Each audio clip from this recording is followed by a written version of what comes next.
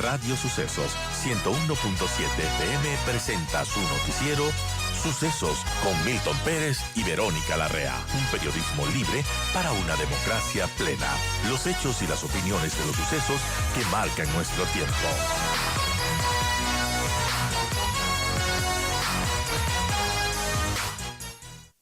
Y bueno, ¿cómo han tomado organismos internacionales, la misma OEA, esta situación del país? Es muy particular, ¿no?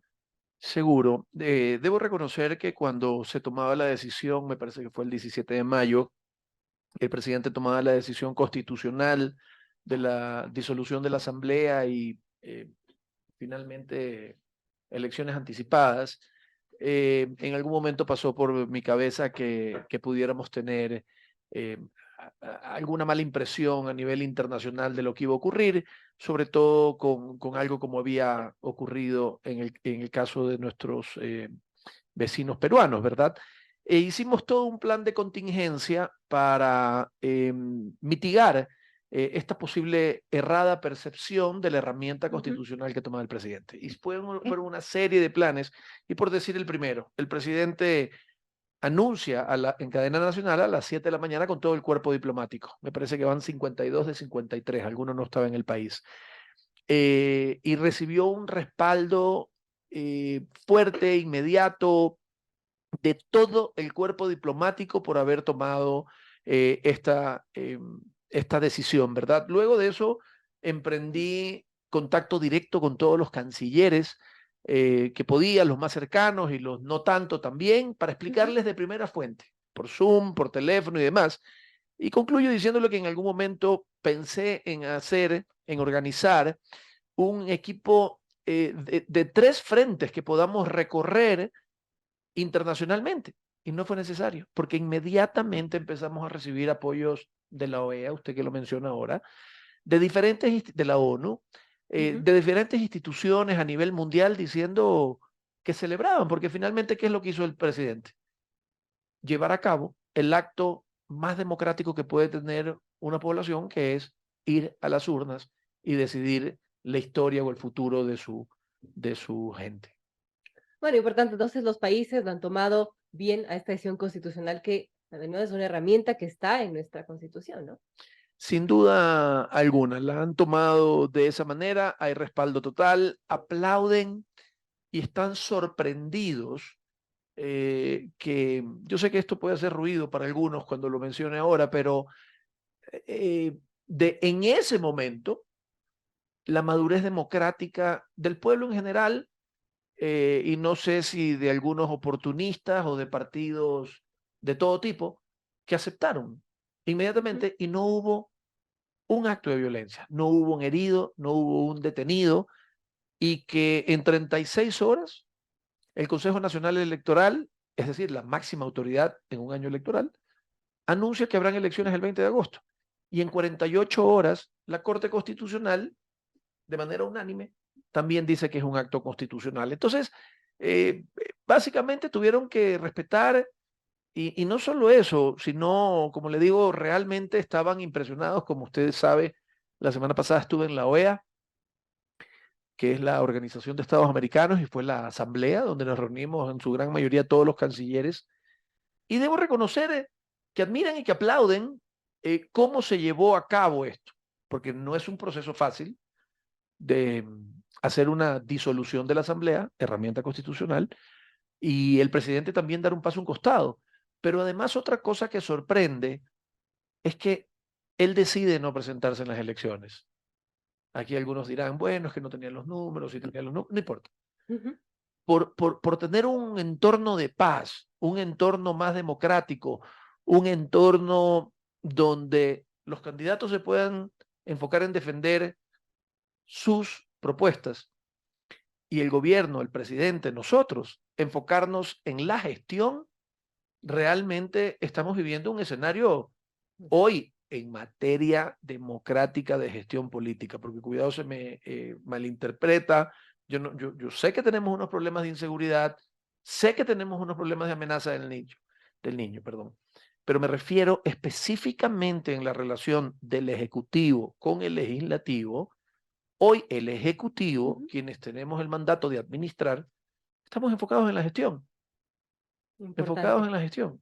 Ahora, canciller, ahora que usted lo menciona, recientemente, como usted mismo lo dijo, fue la Asamblea General de la OEA, de la Organización de Estados Americanos, realizada en Washington, fue entre el 21 y 23 de junio. Y bueno, fue curiosa esta cita porque no contó con la asistencia de los cancilleres de Argentina, Brasil, Colombia, Honduras, Bolivia, México y, bueno, ya lo dije, ¿no? Argentina y Brasil. Y cómo se dio esta cita y también hay esta, bueno, esta situación de que se quiere quitar fuerza a la OEA, darle más bien fuerza a otras organizaciones, a otros organismos que tienen otras tendencias. ¿Cómo vio esta situación en la Asamblea? ¿Cómo se desarrolló todo? Sí, varias puntualizaciones. Es importante recordar que la OEA es un espacio político, no es un espacio de gestión o de planificación o de revisión de una agenda de prácticas. Este es un espacio político y como tal, para todos los que conocen, pues, los diálogos políticos son complejos porque básicamente hablas de puntos de vista, visiones, formas de administrar, riqueza y demás. Entonces, cuando tienes posiciones de izquierda, de centro, de derecha, y te reúnes 3 días bajo un mismo paraguas, es complicado. Y creo que serán esos propios cancilleres quienes tienen que responder, pero sí quiero hacer una precisión, porque cuando aglutinamos todos y decimos, no vinieron todos estos, no sé cuántos países mencionó, 6 o 7, cada uno también tiene sus realidades. Por ejemplo, Colombia mandó a su vicecanciller, práctica común también, porque cada uno tiene sus realidades, cada uno tiene sus problemas internos, sus coyunturas que a veces le impiden ir a un evento u otro. Por Así ejemplo, es. Colombia estaba con una gran problemática de manifestación en las calles en contra del presidente Ujú. Petro. Yo sobre eso no quiero opinar, cada país maneja sus coyunturas internas, pero el canciller le impidió ir. El de Argentina igual.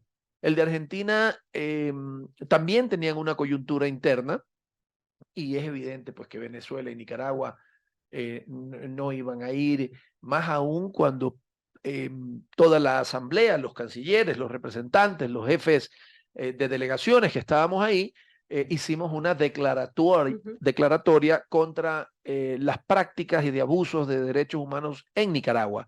Entonces no creo que se iba a ir a meter ahí alguien Así como es. Nicaragua o, por ejemplo, algún representante de Venezuela donde ha habido críticas fuertes entre la institución, la organización OEA y Venezuela como tal. Así que el resto, me atrevo a decirle, no sé si mencionó Perú en su lista, pero Perú sí estaba. Perú No lo estaba, mencioné. no, sí, Perú estaba ahí con la canciller. Así que fue una muy buena reunión, algunas conclusiones, algunas declaraciones, por sobre todo los diálogos se enfocaron en derechos humanos, eh, en migración. El secretario Blinken, el secretario de Estado de Estados Unidos y el secretario de Seguridad Nacional, Alejandro Mayorkas, hizo una invitación al Ecuador a una reunión en la que habían, me parece que quizás unos 4 o 5 países más, algo más quizás. Y básicamente el tema era cómo enfrentar juntos los problemas de migración, porque la migración pues utiliza las fronteras, lamentablemente muchas veces de manera riesgosa, y todos estamos involucrados en la solución. Entonces también tuvimos un diálogo con los secretarios de Estado de Estados Unidos. Y bueno, ¿usted qué opina, canciller, respecto a esto que se dijo, ¿no? Son comentarios que salieron en la prensa, que se buscó quizás sabotear esta Asamblea General de la OEA y que se fracasó en el intento porque justamente hubo la presencia de la mayoría de los países y gobiernos democráticos. Bueno, si ese es el caso, no creo que el sabotaje haya ganado. Yo le puedo decir, yo estuve los 3 días ahí en la asamblea. Fue una asamblea cordial, democrática, de mucha tolerancia y respeto. Sí hubieron, y Ecuador también, debo decirle, cosa que quizás no gustó mucho, pero Ecuador tuvo una posición muy fuerte en relación al manejo de la CIDH, la Internacional de Ujú. Derechos Humanos, porque cuando estábamos en este proceso de este acto democrático de la dilución de la asamblea y convocatoria de elecciones anticipadas, la CIDH tuvo un pronunciamiento sobre nuestro proceso, un pronunciamiento un tanto delicado De que acuerdo. estaría observante de, la utilización de esta herramienta y demás, entonces una suerte de amenaza. Pero independientemente de esa posición, me parece que Perú también tuvo alguna posición un poco fuerte con la CIDH. Fue una asamblea exitosa, fue una asamblea donde se eligieron algunos dignatarios para algunas posiciones, hubieron estas declaratorias que le digo sobre Nicaragua, también se recordó todos los actos contra los derechos humanos de Chile hace 50 años, también en la declaratoria acordamos que Argentina y el Reino Unido empiecen de nuevo sus diálogos para llegar a una paz definitiva entre ellos.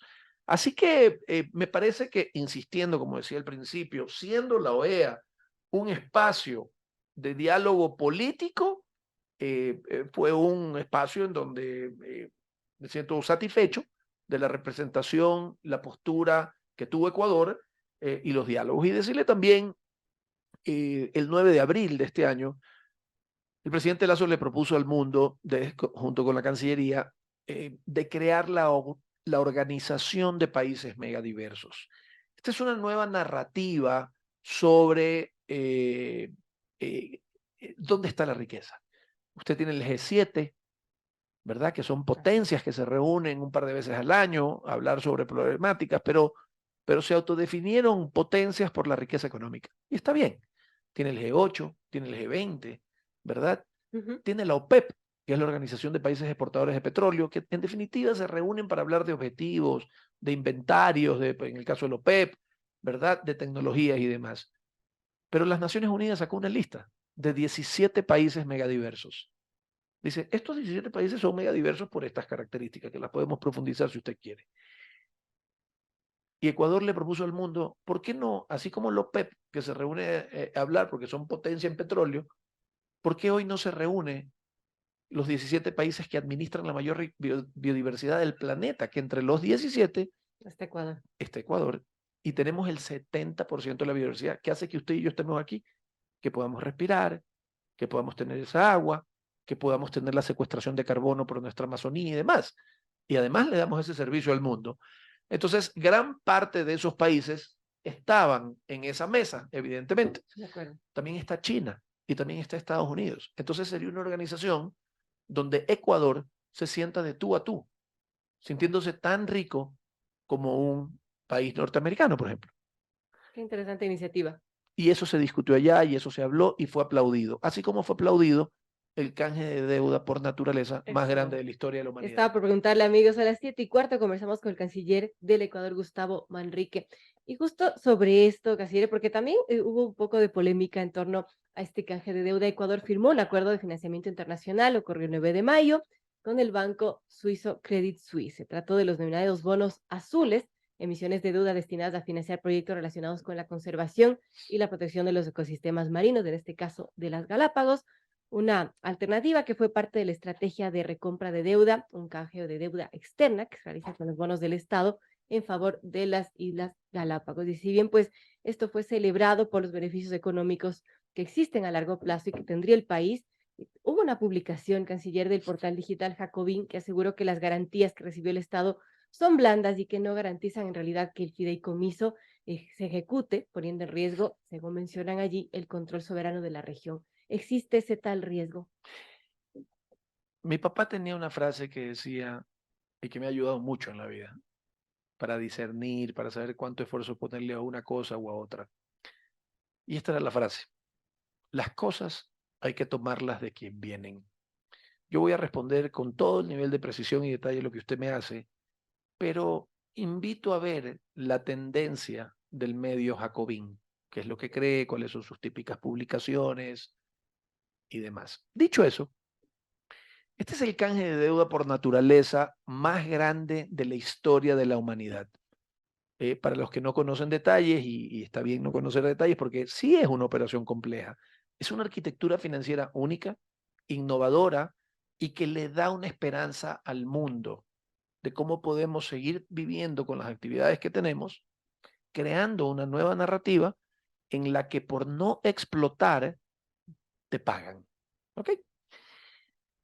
Ecuador toma una decisión de crear una nueva reserva marina hermandad. y crea 60.000 nuevos kilómetros que no se pescan. Y hago esta puntualización en el que no se pescan porque Ecuador es tiene la flota pesquera más grande del Pacífico Este. ¿Ok? Entonces, y por otro lado, una tercera premisa es que tenemos muchas necesidades. Tenemos necesidades en salud, en seguridad, en educación, en carreteras. Ahora necesitamos todos los recursos que podamos para enfrentar el fenómeno del Niño. Y en un acto de madurez absoluta, junto con el sector pesquero industrial, que es un sector maduro, renunciamos a un área de pesca. Ergo, renunciamos a más ingresos, entre comillas, de esa área que no vamos a pescar. Entonces, esa es una decisión que el Ecuador toma. Paralelo a esto, otra premisa, Ecuador debe plata al mundo. Y hay unas deudas que son entre países, deudas soberanas bilaterales. Ecuador le debe a China, por ejemplo. Y hay otra deuda en el que el Ecuador le debe a personas privadas. Esas son deudas soberanas, pero al sector privado. Empiezo a explicar el tema. Un grupo de instituciones se ponen de acuerdo en felicitar, aplaudir y apoyar a este país chiquitito que tiene la flota pesquera más grande del Pacífico este tropical, que tiene muchas necesidades, que decide renunciar a pescar. Y el gobierno de Estados Unidos, esto es importante, el gobierno de Estados Unidos le da una garantía a una nueva emisión de bonos,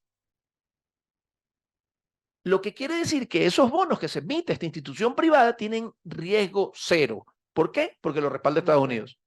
Y emiten 656 millones de dólares. Y le dicen al mundo, aquí hago otro paréntesis, Ecuador estaba a 4 días de que el presidente vaya a comparecer en el juicio político. Por lo tanto, el riesgo país de nosotros estaba en 1.800. ¿Ok? Entonces, esta institución, esta organización le dice al mundo, oye, tengo 656 millones de dólares con la garantía del gobierno de Estados Unidos, que es equivalente a tener 656 millones de dólares cash. Y le dice a los tenedores de bonos del 2030, del 2035 y del 2040, te doy 656 millones de dólares, dame de regreso los papeles que el Ecuador te debe de 1.600 millones. ¿Ok? Y esa gente dice, sí, la verdad es que Ecuador en riesgo de juicio político, elecciones anticipadas, muerte cruzada, no, qué riesgo, no me van a pagar. Y le entregan los 1.600 millones de dólares de papel. ¿Qué debió haber ocurrido en esa instancia o en ese momento en un típico caso? El que tenía los 600 cash, que ahora coge papeles por 1.600, se vira y le dice al Ecuador, oye, ya no le pagues a Juanito, me pagas a mí los 1.600. Pero no. Ellos dicen, te regalo lo que me he ahorrado en esta transacción por yo tener 656 millones de dólares cash. Y le ahorran al Ecuador 1.100 millones de dólares de la deuda soberana, inmediatamente, de un plumazo. Aquí, este medio, que luego fue secundado por una persona que no recuerdo su nombre, dice bonos oscuros. Oscuro es su conciencia. Oscuro es lo que él piensa. 1.100 millones. Está en el reporte del Banco Central que el Ecuador se ahorró 1.100 millones de dólares. Pero espérese, estos benefactores no terminan ahí y dicen, oiga, pero lo que sí me tiene que pagar es 656 millones de dólares, obvio. Pero sí, obvio, te agradezco. Antes hubiera tenido que pagar 1.600, ahora va a tener que pagar 656. Una vez que me pagues, yo te voy a donar a lo largo de 18.5 años 450 millones de dólares. A eso sí, creemos una estructura legal para que tomemos las decisiones juntos de dónde, estoy hablando en el nombre de ellos, mi plata va a ir a acciones de conservación. Ahí está el fideicomiso Galápagos Life Fund. Exactamente, que son 11 personas, 8 ecuatorianos, 2 presidencias, las 2 ecuatorianas, y hay 3 extranjeros. 5 de gobierno. Ah, no, el gobierno está en minoría, pero si la plata es privada, no la están donando. Entonces, déjeme hacerle la siguiente metáfora. Porque yo sí quiero invitar, hemos descubierto una nueva narrativa de la valoración de los recursos naturales. ¿Cómo nos paga el mundo con los recursos naturales? Típicamente, antes de esto. Usted saca pescados, los empaca, los exporta, le pagan impuestos y hace obra. Pero te llevaste los pescados del mar. Otro ejemplo, usted saca petróleo, lo embarrila, lo exporta, le pagan impuestos, generan ingresos para el Estado, si no de forma directa, y hace obras. Minerales lo propio, etc. Aquí cambiamos la narrativa. Aquí de repente Ecuador dice, reduzco área de pesca, y te llegaron 1.100 millones de dólares y te regalaron 450 más. Entonces viene un gente de conciencia oscura que solo por el sesgo político de ser opositores, esta persona en particular, porque aquí no hay un tema de partido ni nada. No se olvide también que estamos en año electoral, entonces todas las voces crecen, todo el mundo se convierte en opinólogo y demás. Creamos esta narrativa, creamos un ahorro de 1.100 millones de dólares, creamos otros ingresos de 450 millones de dólares. Ecuador se convierte en la primadona mundial en conservación, lo que incrementa el turismo, confianza, baja riesgo país, etc. Y viene una persona con pocos escrúpulos y le tira tierra a una nueva oportunidad de ingresos que tiene el Ecuador. Termino la analogía con este tema. Es como que luego de muchos años de investigación descubramos una nueva fruta. Y usted conquiste un mercado tan grande como el de China, como el de India, y ellos lo quieran consumir todo. Y va a acceder a un mercado que suma 2.000 millones de personas. Y esta persona, solo porque no le vaya bien al país, empieza a decir que esa fruta da cáncer. Y la narrativa gana. Y gana la narrativa de que esa fruta da cáncer. Por eso era importante aclararlo. No, le agradezco. Y le agradezco por haberme dejado el tiempo y no le agradezco por no haberme interrumpido, porque sí es importante. Esta es la segunda entrevista que yo doy sobre este tema, porque de nuevo termino con la frase que decía mi papá. Las cosas hay que tomarlas de quien vienen, porque si me dedico a responder y responder y responder, hacemos crecer la bola de nieve. Pero le agradezco por haberme dado la oportunidad. Ahora, aclarado esta situación, el canciller, mucho también se ha hablado de la consulta popular, el Yasuní TT, y con este hito que tenemos del canje de deuda para conservar las Galápagos, ¿se podría hacer lo mismo quizás por el Yasuní si es que la gente llega a decidir que se deje bajo tierra el petróleo que está allí? Sí y no. Sí y no, porque una cosa es la voluntad de dejarlo por una decisión del Ejecutivo en la que un día dice, voy a dejar esto aquí. Entonces usted se puede virar al mundo y decirle, mira, estoy pensando en dejar esto acá, compénsame. Pero ahora, al darse esto, en caso que se dé, uno ya no puede ir a los mercados a decir, quiero dejar el petróleo bajo tierra, págame, porque te van a decir, no, si tienes el mandato popular lo tienes que dejar con mi compensación o sin mi compensación. Entonces, por eso le digo sí o no, sí y no, pero yo creo que Ecuador es tan rico como cualquier país rico del mundo, con la diferencia que nuestra moneda se llama biodiversidad. En otros países tiene otros nombres la moneda, ¿verdad? Aquí es el dólar. En otros países también es el dólar y en otros países es otra moneda. Nosotros somos tan ricos como ellos, pero nuestros recursos están en la biodiversidad, como lo hicimos en la deuda, el canje de deuda. Entonces, la respuesta corta es sí, es un mecanismo. Estamos trabajando en otros como un biocorredor amazónico, estamos trabajando en otro como un biocorredor marino continental de las primeras 8 millas náuticas, estamos trabajando en otros más. Pero en este caso particular que usted me pregunta, creo que sería difícil un diálogo internacional para pedir que nos compensen, porque te va a decir, no, porque el pueblo ya decidió y tú, con mis recursos o sin mis recursos, tienes que dejarlo bajo tierra. Entonces, es difícil una negociación así.